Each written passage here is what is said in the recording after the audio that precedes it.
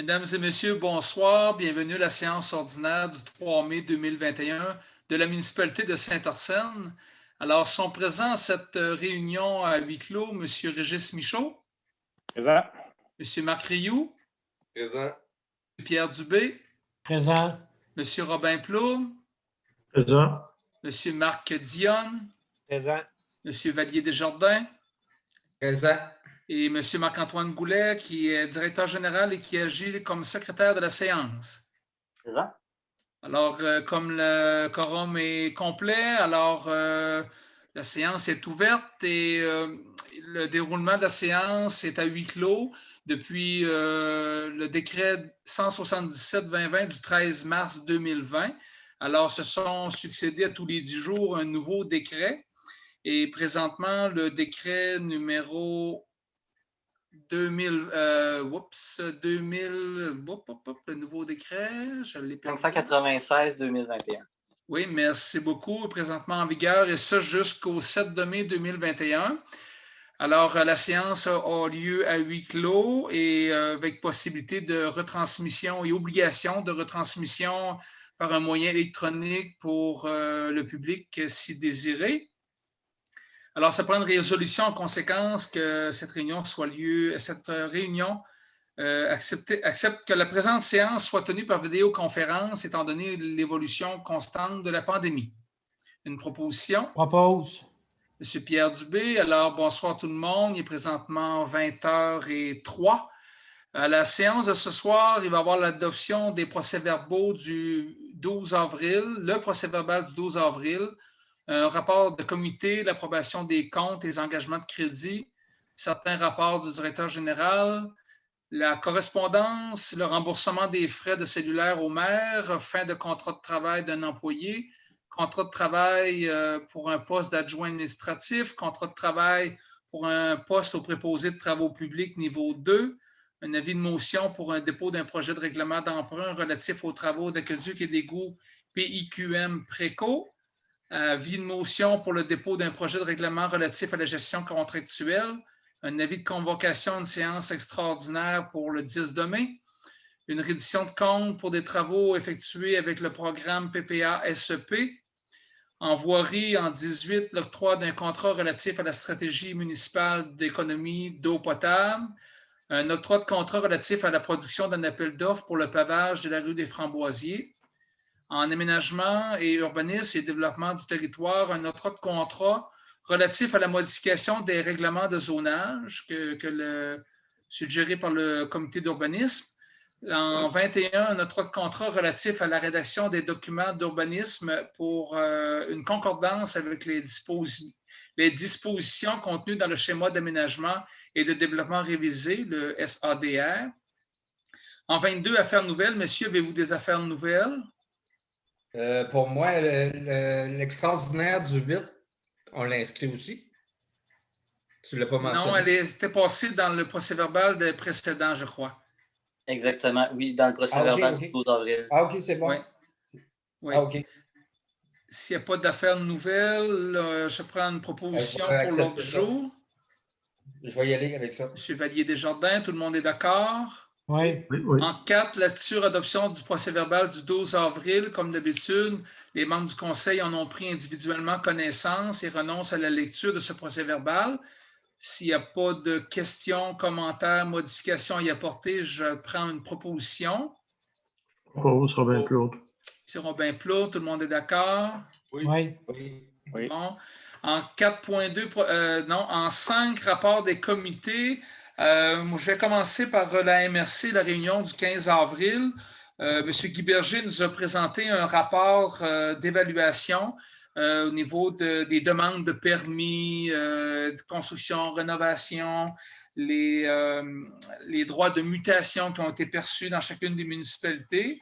Alors, étant donné que c'est un document public, j'ai demandé le document en vue de vous le transmettre aux conseillers. Et je crois que je ne l'ai pas eu, alors je ne l'ai pas fait. Je vais relancer M. Guy Berger là-dessus. On a discuté aussi du vidéo de sensibilisation pour le respect des normes sanitaires relatifs à la COVID-19. Il y a un groupe de jeunes de Rivière-du-Loup qui ont fait une vidéo là, avec l'École Notre-Dame et tout. Alors, il y a eu quand même, en date du 15 avril, il y avait 13 709 vues sur Facebook et 619 vues sur YouTube. Alors, ça démontrait des jeunes, dans le fond, qui respectent les normes sanitaires. Ça démontrait aussi la souffrance que les jeunes peuvent vivre en lien avec la pandémie. Des fois, ça vient enlever certains préjugés que les jeunes, ben, ça ne les touche pas ou que ça sont les premiers à ne pas respecter les règles parce qu'ils sont un peu plus délinquants. Alors, ça vient quand même contrecarrer ça.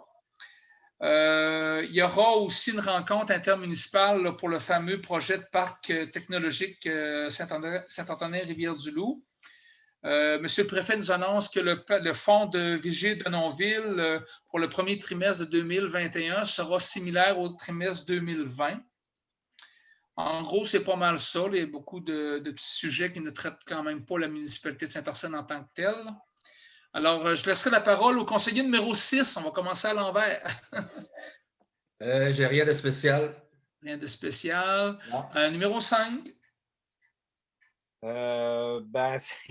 Régis s'y rit un peu parce que je n'étais pas malheureusement pas aux dernières réunions du comité loisirs. Mais Régis va être bon pour en parler. C'est bon. Il a assisté aux réunions. OK. Pompier, tout va bien? Pompier, tout est correct. Avec la COVID? Non. C'est tranquille aussi. Fait que on n'a pas trop de... Il n'y a pas de chaos, il n'y a rien. C'est tranquille. OK. En 4, M. Robin. Oui, comité de développement, notre principal projet ces temps-ci, c'est le jardin communautaire, être capable de préparer la prochaine saison de jardinage. Donc, ça fait 2 rencontres qu'on a avec la responsable, Mme Jacinthe. On a été voir sur les lieux pour voir comment on pourrait améliorer les installations, tout ça, puis préparer la prochaine saison en début juillet, qui va être ouverte là, en début juin. Du côté aussi du comité de développement, on a décidé un peu pour être conforme à nos règlements généraux de boucler rapidement l'Assemblée générale 2020, même s'il n'y avait pas énormément eu d'activité du comité pendant cette année-là à cause de la COVID. On a été plusieurs mois en arrêt. Il va falloir à un moment donné faire 2 AGA dans une année pour se remettre à jour de toute façon. Donc, on a dit qu'on allait le faire assez rapidement. La date prévue pour l'AGA 2020 serait le 27 mai. On va l'annoncer comme convenu au moins 10 jours à l'avance dans les différents médias sociaux, moyens de communication de la municipalité pour être capable de convoquer les gens à cette assemblée-là. Pour ce qui est des politiques familiales, des aînés, développement économique, on a été un peu forcés. C'est une bonne chose quand même parce que ça va nous permettre d'avoir un échantillon plus représentatif des réponses pour les 55 ans et plus. Donc, il manquait beaucoup de réponses. Donc, présentement, le sondage est réouvert jusqu'au 10 mai à midi pour être capable d'aller chercher davantage de réponses pour les 55 ans et plus. Ensuite, on va recommencer, je dirais bientôt. On va en savoir plus lundi soir, pas lundi soir, mercredi soir.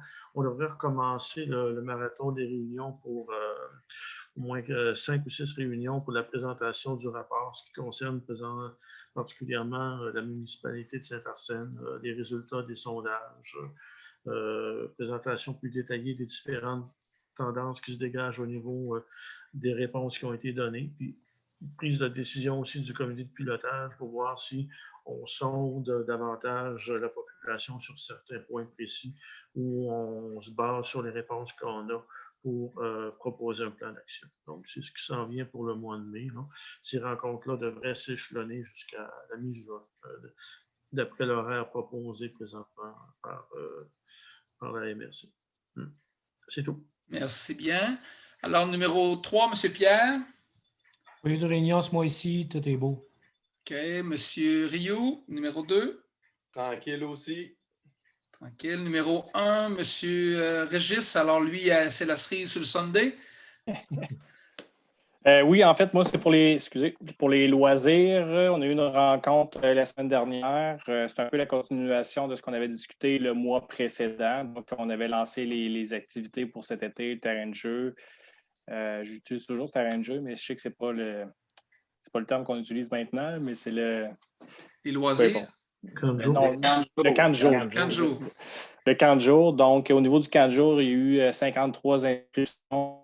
C'est quand même bien. Le judo, c'est complet. Il y a du hockey aussi. Là, je ne sais pas si c'est complet, mais je sais qu'on est en train de placer l'horaire pour les sports d'été. C'est sûr qu'il y a toujours une espèce de vigie par rapport à la COVID parce qu'on ne sait jamais ce qui se passe. Je pense que le soir, on planifiait un des groupes de finir à 8h15. Bon, maintenant, il faut revoir tout notre horaire avec les coachs de soccer parce qu'il y a un couvre-feu à 8h.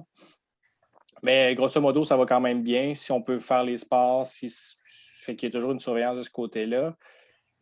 En dehors du camp de jour, des activités sport d'été, il y a des fêtes aussi qui se planifient dans la mesure où on peut faire des fêtes. Entre autres, le 12 juin, il y a une activité, c'est à travers toute la MRC, mais nous, ça serait le 12 juin. C'est une espèce de fête familiale sur laquelle il y aurait une disco mobile qui se promènerait au sein dans le village, en fait. Puis, si possible, une fête de Saint-Jean aussi, avec distanciation. Il faut voir, c'est en train de se placer. Un feu aux 2 mètres. Oui, c'est ça. Fait que, mais en fait, il y a un chansonnier de réservé, mais je pense qu'il est réservé depuis l'an passé. Puis si ça ne passe pas cette année, ben, il demeure disponible pour l'année suivante. Donc, je pense que c'est pas mal ça au niveau des loisirs. Donc, Marc ou Marc-André, quelque chose à ajouter? Ou Pierre? Bon, ben ça va. Merci beaucoup, messieurs, pour votre implication. Alors, Marc-Antoine, on va avec l'approbation des comptes au point numéro 6 pour le détail. Oui, bien sûr. Alors, les comptes de 500 $ et plus, on a Carrefour du Camion Rivière-du-Loup à 1653,81, principalement pour des inspections de la SAC pour nos véhicules. Chauffage Rivière-du-Loup, 2684,27, principalement pour du diesel. Électronique Mercier, 812,30 pour une vérification au niveau d'un radio de pompier et également pour l'achat de Padgett. On poursuit avec Ville de Rivière-du-Loup à 8439,86 pour le site d'enfouissement de Mars. Ce qui est particulier ici, le montant semble beaucoup élevé là, par rapport au mois antérieur. Et c'est le cas. En fait, dans cette facture-là ici, il y a le montant pour le vidage des sacs aux étangs. Donc, c'est un montant d'à peu près 3 000 quelques dollars là, qui est inclus dans 8 439,86. On poursuit avec service sanitaire à Deschaines à 4 350,14 qui sont maintenant pour les ordures, le recyclage et la matière organique. Donc, on va voir le montant mensuel ici à ce niveau-là va être plus élevé aussi à chaque mois. Mais au final, ça va revenir à la même chose qu'auparavant. C'est juste que c'est à l'intérieur d'une seule et même facture, plutôt qu'être séparé en 2-3 factures. Ensuite, RMG Prévention, 593,27 pour des bosses de ralentissement, qu'on appelle les dos down pour les pompiers. La Forêt Novo Aqua, 7515,58, toujours pour notre puits dans le projet PPA-SEP, l'analyse de vulnérabilité de notre puits. Graders Pro à 648,12 pour une pièce sur un véhicule. Office régional d'habitation de Rivière-du-Loup, 1005,60 pour le programme de supplément de loyer de janvier à mars pour l'ombre du clocher. Et consultation VMA à 1625 pour la formation que j'ai moi-même obtenue pour le budget. Donc, ça totalise 31 888,56. Au niveau des incompressibles, nous sommes à 43 133,93. Les salaires totalisent 49 840,5 pour un grand total de 124 862,54. Les montants de 500 $ et moins totalisent 2 822,93 et les revenus autres que des taxes pour le dernier mois s'élèvent à tout près de 4 000 $. Voilà. Alors, messieurs, est-ce que vous avez des questions là-dessus? Non. Alors, ça prend une proposition pour voter le paiement du 124 862,54 pour les incompressibles, les salaires et les comptes courants du mois d'avril. Je propose. Marc Rioux. Monsieur Macriou, est-ce que tout le monde est d'accord? Oui. Oui. OK. En 7, engagement de crédit, considérant que le Conseil prend en compte la liste des engagements de crédit pour le prochain mois, et ce pour le bon fonctionnement de l'administration municipale, il est proposé par un conseiller d'approuver la liste des engagements de crédit et d'autoriser le directeur général et secrétaire trésorier à procéder dans les limites de ces crédits, soit pour l'entretien des chemins et colmatage des nids de poules, entretien de machinerie, des bâtiments municipaux et de leurs terrains, réparation des équipements municipaux et installation des infrastructures sportives pour l'été. Une proposition? Propose Marc Dion. Marc Dion, merci. En 8, rapport du directeur général concernant la petite caisse, l'allocation du centre communautaire Morneau, l'utilisation de l'eau potable et les matières résiduelles. Alors, au niveau de la petite caisse, il n'y a pas eu d'utilisation au courant du dernier mois. Pour le centre communautaire, il n'y a pas eu de location au courant du dernier mois non plus. Au niveau de l'utilisation de l'eau potable, nous sommes... Attendez un petit peu, je vais faire un partage d'écran pour pouvoir présenter les données aux citoyens.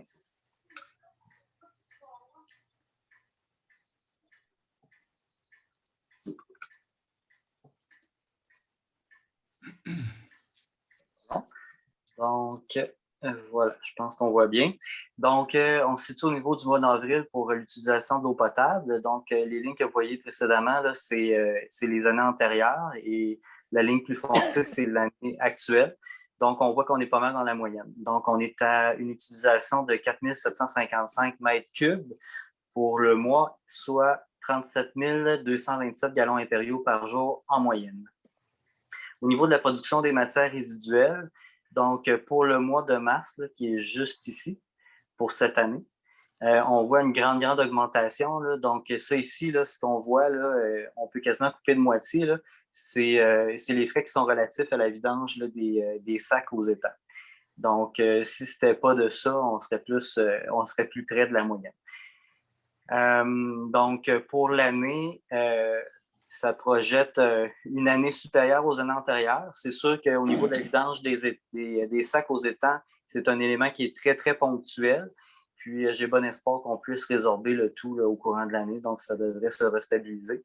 C'est sûr que pour ce mois-ci, ça donne une augmentation très forte par rapport au même mois des années antérieures. Là, on est à 105 % de plus. Donc, ça devrait représenter à la fin de l'année un frais supplémentaire d'à peu près 5 500, mais dans les faits, au niveau du budget qui était prévu là, pour la vidange des sacs aux étangs, on avait prévu beaucoup plus que ça. On avait prévu aux alentours de 8 000 $ et ça a coûté un peu plus de 3 000. Donc, somme toute, même si une donnée là, qui semble aberrante là, ou beaucoup plus forte que les autres, là, ça devrait se résorber. On se rappelle que notre objectif pour l'année en cours, c'est de réduire par ménage pour l'année 2021, c'est réduire de 4 sacs de poubelle de 45 litres par ménage pour l'année pour réussir à ramener notre consommation ou notre production de déchets de bacs verts au même volume que l'année dernière. Au niveau du bac brun, on voit en mars ici, par rapport aux années antérieures, on voit en mars de cette année une très forte augmentation, plus du double. Donc, c'est une excellente nouvelle. Il y a une belle participation des citoyens au bac brun. Donc, c'est vraiment, vraiment bien. Donc, on progresse bien. Là, par rapport à l'année passée, au même mois, on est à presque 300 % d'augmentation. Là. Donc, c'est vraiment très, très bien. Puis, au niveau du tonnage projeté pour le 31 décembre, bien, on serait à plus 8 %, mais évidemment, au courant de l'année, là, ça va largement évoluer là, parce qu'il y a des gros mois qui sont à venir là, au niveau de l'été. Donc, on devrait finir en meilleure posture que ça. Et au niveau de l'objectif qu'on s'est fixé pour l'année, c'est d'augmenter de 7 sacs de biométhanisation de 10 litres. Ça, c'est votre poubelle brune. De 7 sacs de biométhanisation par ménage par mois. Donc, c'est tout à fait possible de réaliser cet objectif-là. Au niveau du bac bleu, pour ce mois-ci, on est dans la moyenne, comparativement aux années antérieures, avec une légère augmentation. Donc, rien de particulièrement notable à ce niveau-là. Et au niveau de toutes les matières confondues, ben là, encore une fois, on a notre augmentation là, qui est causée uniquement par par la vidange des sacs des étangs. Donc, voilà. C'est ce qui complète au niveau des matières résiduelles. Merci beaucoup. On va enchaîner tout de suite, M. Marc-Antoine, avec la correspondance, s'il vous plaît. Avec plaisir. Donc, attendez un petit instant. Donc, correspondance, on débute avec une lettre du ministère des Transports du 18 mars, mais reçue le 26 avril, nous informant d'une aide financière de 3 552 à être versée à la municipalité en remboursement des frais pour l'entretien de signalisation au passage à niveau pour 2020, comparativement à 3 243 qu'on avait obtenu l'année d'avant. Donc, une augmentation de 9,5 %. Donc, ça, c'est appréciable. On poursuit avec une lettre de la Ville de Rivière-du-Loup datée du 18 mars, mais reçue le 1er avril, spécifiant que la municipalité n'a pas atteint le taux minimal de détournement de la matière organique fixé à 15 %, ce qui occasionne que la municipalité devra contribuer à des frais de transbordement en déboursant un supplément de 316,92 $. Donc, l'objectif, c'est d'atteindre 15 %. Et malheureusement, on était tout près d'atteindre l'objectif, là, mais on était seulement à 13 %, ce qui occasionne des frais supplémentaires. Donc, si on avait eu une meilleure performance au niveau du bac brun, on n'aurait pas eu à payer ce montant-là, qui est somme toute pas très élevé, là, mais ça aurait été bien quand même de pouvoir y échapper. On poursuit avec une lettre de la mutuelle des municipalités du Québec datée du 25 mars, mais reçue le 1er avril, nous informant du versement d'une ristourne de 891 $ en faveur de la municipalité. On poursuit avec un courriel de la FQM daté du 7 avril qui invite la municipalité à adhérer à la Charte municipale pour la protection de l'enfant. On poursuit avec un courriel de l'UMQ daté du 8 avril qui nous informe du lancement de la plateforme municipale Unie pour le climat pour aider les municipalités à poser des actions concrètes en matière de lutte au changement climatique. On poursuit avec un courriel de la FQM daté du 13 avril qui invite les municipalités à adopter la Charte municipale pour la protection de l'enfant, encore une fois. Courriel du CN du 22 avril qui nous informe qu'ils vont effectuer des activités de contrôle de végétation dans notre secteur entre mai et octobre 2021. Un courriel de l'Association du cancer de l'Est du Québec daté du 22 avril qui demande un appui financier de la part de la municipalité. Une lettre du ministère de l'Environnement datée du 23 avril qui nous informe que, étant responsable d'une installation dont les eaux brutes ont présenté au moins 2 résultats positifs de contamination fécale, la municipalité est tenue de prendre les mesures appropriées pour que le traitement appliqué respecte l'exigence d'élimination d'au moins 99,99 % des virus, ce qui implique qu'un consultant soit mandaté afin d'établir si le système de désinfection en place permet de rencontrer les exigences de traitement attendues.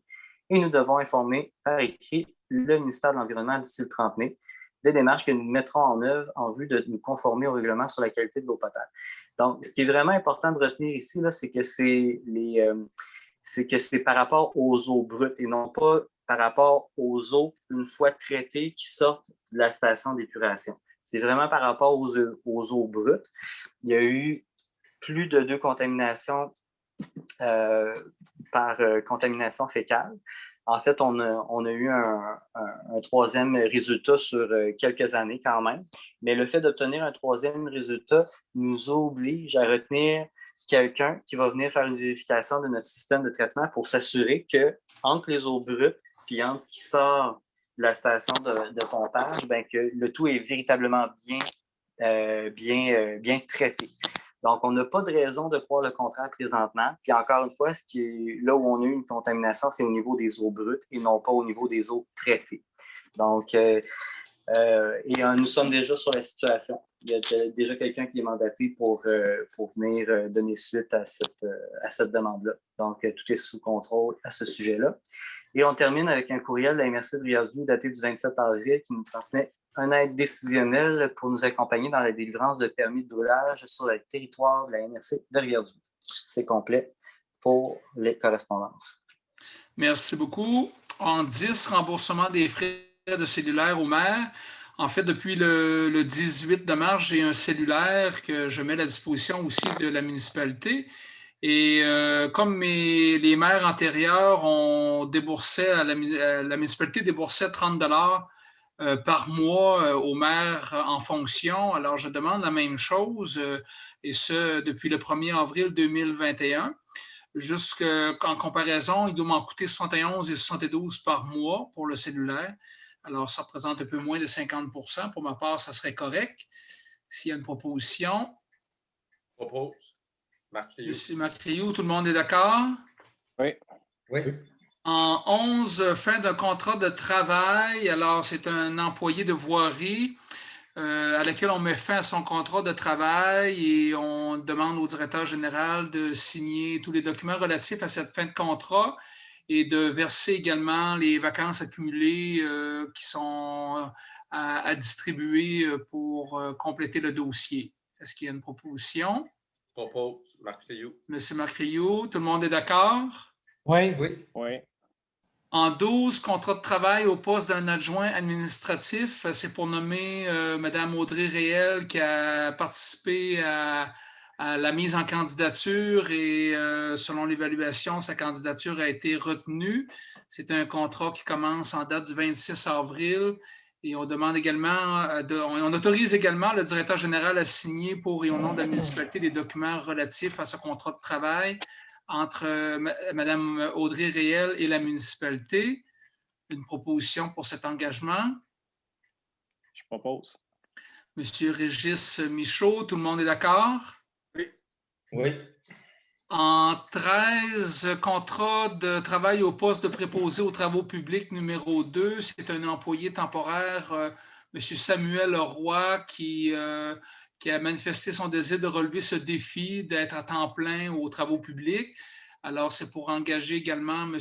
Samuel Roy aux travaux publics niveau 2 et conformément aussi au salaire fixé selon l'échelle salariale, tout comme dans le cas de Mme Audrey Réel. Et c'est un contrat qui va débuter le 3 mai 2021, qui a débuté en fait ce matin, j'imagine, non? Je propose. Monsieur Pierre Dubé, tout le monde est d'accord? Oui. Oui. 14, un avis de motion pour un dépôt de projet de règlement d'emprunt relatif aux travaux d'aqueduc et d'égouts PIQM et Préco. Ce sont des travaux d'infrastructures publiques, aqueduc et égouts qui ont eu lieu en 2010, entre autres, pour Préco, PIQM probablement quelques années après. Et c'est pour renouveler ces contrats d'emprunt-là. C'est seulement un avis de motion et lundi prochain, il y aura la présentation du projet de règlement. Une personne qui donne un avis de motion. Je propose.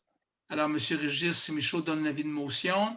En 15, un avis de motion pour le dépôt d'un projet de règlement relatif à la gestion contractuelle. Alors, c'est un avis de motion à laquelle on va devoir modifier notre projet de règlement. C'est un projet de règlement pour modifier le règlement relatif à la gestion contractuelle. C'est une demande gouvernementale. Alors, là aussi, les prédispositions de ce règlement seront présentées dans un projet lundi prochain en séance extraordinaire. Un avis de motion par une personne, s'il vous plaît. Je propose. Pierre Dubé. Alors, en 16, un avis de convocation d'une séance extraordinaire qui se tiendra lundi le 10 mai à 19 h. Il y aura, entre autres, un contrat de travail accordé au coordonnateur des loisirs et de la famille, le dépôt d'un projet de règlement relatif aux travaux d'aqueduc et d'égouts PIQM Préco, comme mentionné précédemment, dépôt d'un projet de règlement relatif à la gestion contractuelle. Alors, ça sera à l'ordre du jour pour lundi prochain. Une proposition.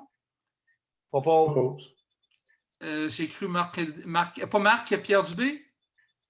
Non, c'est Marc Dion. C'est Marc Dion, OK, merci, ça a parlé en même temps. Merci. Alors, tout le monde est d'accord pour être présent? Oui. Oui. En 17, reddition de compte pour les travaux effectués avec le programme PPASEP. C'est le programme pour une protection accrue des sources d'eau potable. Alors, on présente la ventilation, j'imagine, des frais qui sont inhérents à ça. Et c'est selon le rapport qui a été déposé par la firme Aquastello. Je me trompe-tu? Non, Mario, c'est nous qui avons produit la reddition de compte par rapport à ça. Donc, okay. Mais non, OK, c'est beau, parfait. Je mélange deux dossiers. Alors, il est résolu par un conseiller que le Conseil de Saint-Arsène approuve les dépenses relatives aux travaux reliés et les frais inhérents admissibles mentionnés sur le formulaire conformément aux exigences du ministère de l'Environnement et de... Compléter la phrase, ministère de l'Environnement. La lutte contre les changements climatiques. La lutte contre les changements climatiques, oui. Bon. Les fameuses abréviations. Une proposition dans l'ordre pour ça. Je propose. Monsieur Robin Plourde. Alors, tout le monde est d'accord? Oui. Oui. En 18, octroi d'un contrat relatif à la stratégie municipale d'économie d'eau potable. Alors, il y a un conseiller va octroyer un contrat pour la production du bilan annuel de la stratégie municipale d'économie d'eau potable. C'est quelque chose qui est récurrent tous les ans. Alors, ça inclut les outils de présentation au conseil municipal à la firme Aqua Solutions enregistrée pour les services indiqués dans son offre de service qui est en annexe. C'est un montant de 1 529,70 plus les taxes applicables. C'est un contrat d'1 an. Ça, je pense que ça doit aider beaucoup à remplir les rapports par Mme Thibault, etc. Là. Oui, énormément. En fait, c'est plus qu'une aide précieuse. C'est ça, effectivement, parce que sinon, ça serait un externe qui ferait ce travail-là, puis ça nous coûterait beaucoup plus cher que 1 529,70. Je propose. Proposition, M. Pierre Dubé, tout le monde est d'accord? Oui. En 19, un octroi de contrat relatif à la production d'un appel d'offres pour le pavage de la rue des Framboisiers. Alors, compte tenu de l'engouement pour la rue des Framboisiers avec la vente récente de certains terrains et des propositions d'achat qui sont sur la table, on s'en va, on demande à la firme Actuel Conseil de préparer un document qui va servir à l'appel d'offres pour effectuer les infrastructures de surface, bordure et asphaltage. Alors, ça sera prêt. On verra plus tard si on y va cette année ou l'an prochain, mais il faut quand même préparer un document d'appel d'offres. C'est un montant de 2 800 $ plus taxes qu'on alloue à Actuel Conseil. C'est sur invitation seulement. C'est un contrat inférieur à 25 000. Une proposition. Je propose. Valier Desjardins, je crois que j'ai cru comprendre en premier. Tout le monde est d'accord pour ça? Oui. En aménagement urbanisme, développement du territoire, en 20, c'est un autre contrat relatif à la modification des règlements de zonage. Alors, ça fait suite aux demandes du comité d'urbanisme pour reformuler certaines zones du périmètre urbain avec certaines affectations, entre autres, comme pour le presbytère, la zone du presbytère qui est dans la zone publique, qu'elle soit dans une zone commerce et habitation qui donnerait des volets additionnels aux acquéreurs ou aux utilisateurs actuels du bâtiment pour offrir des possibilités de requalification du bâtiment si on veut. Il y a entre autres, je crois, la possibilité de permettre l'installation de poulaillers urbains à l'intérieur de la zone du périmètre urbain selon certains critères. Évidemment, c'est très limité, c'est très normé, mais il y aurait des possibilités. Entre autres, il y a ces deux choses-là, mais il y a d'autres choses aussi. Pour les bâtiments secondaires, les superficies admissibles par rapport au bâtiment principal, par rapport au bâtiment, par rapport aux surfaces de terrain, etc. Différentes choses au niveau de l'aménagement des bâtiments aussi, là, qui vont être pris en considération dans cette modification-là. Alors, on demande l'aide de la MRC pour la rédaction ou la modification de nos règlements actuels. C'est un montant de 100 $ de l'heure, applicable pour 8-10 heures selon nous. On va mettre quand même un maximum d'heures à laquelle on veut être interpellé, à savoir, il ne faut pas s'embarquer dans quoi à large, puis après ça, on est obligé de payer, puis avoir su, on aurait fait d'autres choses. Là. Mais est-ce qu'on a fixé, Marc-Antoine, le nombre d'heures maximum? Oui, bien en fait, ce qu'on a discuté, c'est que d'être avisé lorsque 10 heures de travail auront été réalisées, puis à chaque 5 heures supplémentaires. À chaque 5 heures supplémentaires. Alors, si ça vous va, messieurs, j'y vais pour une proposition. Propose. Monsieur Marc Rioux, tout le monde est d'accord? Oui. Et en 21, l'octroi d'un contrat relatif à la rédaction des documents d'urbanisme en concordance avec les dispositions contenues dans le schéma d'aménagement et de développement révisé. Alors, notre schéma d'aménagement des MRC a été adopté, ça doit faire 2 ans, si ma mémoire est bonne, en 2019, oui, au printemps 2019, en avril-mai, je crois. Et on avait comme 2 ans ou à peu près, ou un peu plus, là, pour adopter notre réglementation en concordance avec cette réglementation-là par rapport au nouveau schéma d'aménagement. Et c'est déjà prévu au budget pour les années 2021, 2022, 2023, un montant de 15 000 $. C'est effectivement l'équipe de la MRC de Rivière-du-Loup, des aménagistes qui vont gérer le dossier pour nous afin que notre réglementation soit conforme avec celle du nouveau schéma d'aménagement adopté il y a 2 ans. Une proposition? Propose. Monsieur Macrio, tout le monde est d'accord? Oui. En 22 affaires nouvelles, il n'y en avait pas tantôt. Est-ce qu'il y a des gens qui ont eu de l'inspiration pendant la séance?